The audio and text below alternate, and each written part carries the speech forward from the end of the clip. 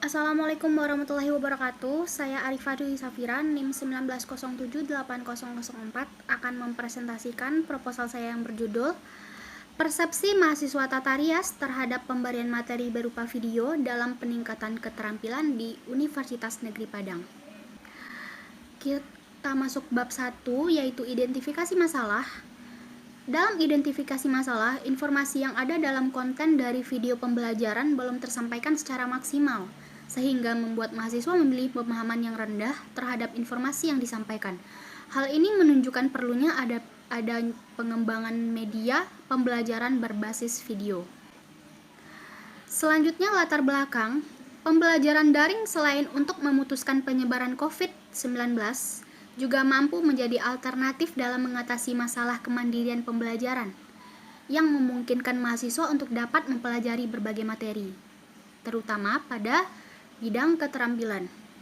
Video sebagai media pembelajaran sudah cukup marak digunakan dalam pembelajaran serta efektivitas keterampilan mahasiswa. Selanjutnya, batasan masalah. Dalam batasan masalah, penelitian memberikan batasan ruang lingkup pada penelitian yang akan dilakukan terhadap persepsi mahasiswa Tata Rias terhadap pemberian materi berupa video dalam peningkatan keterampilan di Universitas Negeri Padang. Selanjutnya, rumusan masalah. Di sini yang pertama, bagaimana cara meningkatkan pemahaman mahasiswa dalam penyampaian materi pembelajaran berupa video di Universitas Negeri Padang. Yang kedua, bagaimana cara memanfaatkan metode pembelajaran berbasis video terhadap keterampilan mahasiswa di Universitas Negeri Padang. Selanjutnya, tujuan. Yang pertama, mengetahui cara meningkatkan pemahaman mahasiswa dalam penyampaian materi pembelajaran berupa video di Universitas Negeri Padang. Yang kedua, mengetahui cara memanfaatkan metode pembelajaran berbasis video terhadap keterampilan mahasiswa di Universitas Negeri Padang. Selanjutnya, manfaat. Yang pertama, bagi peneliti. Hasil penelitian ini dapat digunakan sebagai referensi untuk mengetahui kendala-kendala yang dihadapi mahasiswa, sehingga dapat dikembangkan secara optimal sebagai referensi untuk menggunakan metode pembelajaran. Yang kedua, bagi dosen. Hasil penelitian ini dapat dijadikan sebagai bahan evaluasi dan masukan dosen dalam proses belajar mengajar, sehingga dapat meningkatkan kesan pada pembelajaran dan meningkatkan hasil pelajar. Yang ketiga, bagi peneliti lainnya. Hasil penelitian ini dapat digunakan sebagai referensi mengenai kondisi efektivitas keterampilan saat daring untuk dilanjutkan ke penelitian selanjutnya. Lanjut pada bab 2. Yang pertama itu landasan teori. Video pembelajaran adalah media pengantar pengetahuan dalam proses belajar daring, lebih interaktif dan lebih spesifik dari sebuah buku atau kuliah. Tutorial berusaha untuk mengajar dengan contoh dan memberikan informasi untuk menyelesaikan tugas tertentu.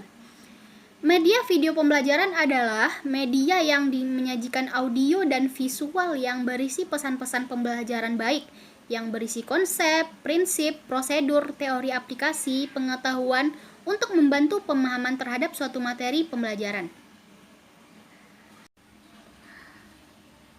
Pengertian keterampilan merupakan suatu kemampuan seseorang dalam menggunakan akal pikiran, ide, dan kreativitas dalam mengerjakan, mengubah atau juga membuat sesuatu itu menjadi lebih bermakna, sehingga dari hal tersebut menghasilkan sebuah nilai dari hasil pekerjaan tersebut. Keterampilan haruslah terus dikembangkan serta dilatih secara terus-menerus agar dapat menambah kemampuan seseorang sehingga seseorang tersebut menjadi lebih ahli atau juga profesional dalam satu bidang tertentu. Selanjutnya, kerangka berpikir. Kerangka ini dimaksud sebagai konsep untuk menjelaskan persepsi keterkaitan antara variabel yang diteliti berdasarkan batasan dan rumusan masalah. Persepsi mahasiswa Tata Rias sebagai X sebagai variabel terikat terhadap pemberian materi berupa video dalam peningkatan keterampilan di Universitas Negeri Padang, yaitu sebagai variabel Y sebagai variabel bebas dalam penelitian ini. Selanjutnya, hipotesis. HO. Persepsi mahasiswa tidak berpengaruh terhadap pemberian materi berupa video dalam peningkatan keterampilan di Universitas Negeri Padang. HA. Persepsi mahasiswa berpengaruh terhadap pemberian materi berupa video dalam peningkatan keterampilan di Universitas Negeri Padang. Selanjutnya, metodologi.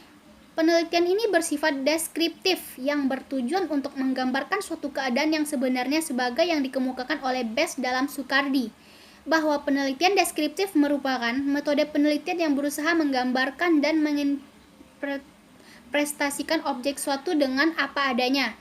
Dengan demikian, penelitian ini akan mendeskripsikan dan menafsirkan data yang berhubungan dengan persepsi mahasiswa Tata Rias terhadap pemberian materi berupa video dalam peningkatan keterampilan di Universitas Negeri Padang.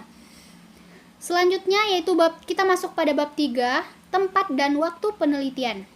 Tempat penelitian ini dilakukan di jurusan Tata Rias Universitas Negeri Padang angkatan 2019, sedangkan waktu penelitian ini dilakukan mulai dari bulan Maret. Selanjutnya populasi dan sampel. Populasi. Ari Kunto mengatakan bahwa populasi adalah keseluruhan subjek penelitian. Populasi dalam penelitian ini adalah mahasiswa Tata Rias Universitas Negeri Padang. Sampel.